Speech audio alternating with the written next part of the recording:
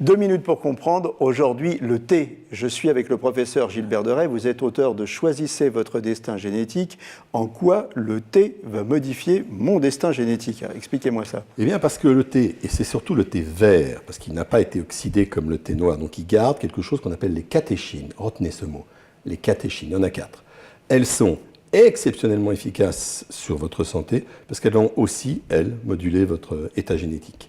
Et quand vous buvez du thé vert, et je vous conseille d'en boire entre 3 et 5 tasses par jour, vous allez avoir, par le biais de l'épigénétique, des effets favorables, là encore, sur l'expression du cancer, l'Alzheimer, l'infarctus du myocarde. Donc oui, il est absolument essentiel que dans notre alimentation, dans votre alimentation, vous buviez 3 à 5 tasses de thé vert par jour. Attention, pas trop chaud, pas plus de 10 par jour et pas trop chaud. Pas trop chaud parce que la chaleur importante sur l'œsophage, c'est l'augmentation du risque du cancer de l'œsophage. Donc ça se bat à une température modérée, entre 50 et 60 degrés. Jamais plus de 10 tasses par jour. Ça aussi, c'est tout à fait déconseillé sur le plan de la santé. Le thé vert doit faire partie de notre quotidien alimentaire pour la santé.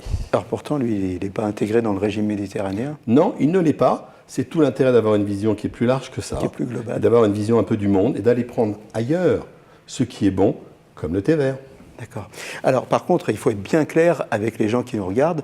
On ne va pas soigner le cancer avec le thé vert. Hein. Absolument. Hein, le thé vert, on en prend, c'est des chances en plus de ne pas déclarer certaines maladies, mais ça ne soigne pas. Alors ce que vous dites, ça vaut d'ailleurs pour un ensemble. La vie, ce n'est pas une mesure.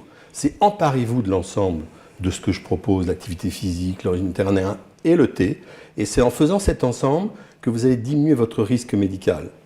Maintenant, que font les scientifiques en ce moment? Ils cherchent à extraire les catéchines pour en faire des médicaments. Je ne suis pas en train de vous dire que le thé vert, ça va guérir le cancer, mais peut-être qu'on trouvera des médicaments à partir du thé vert.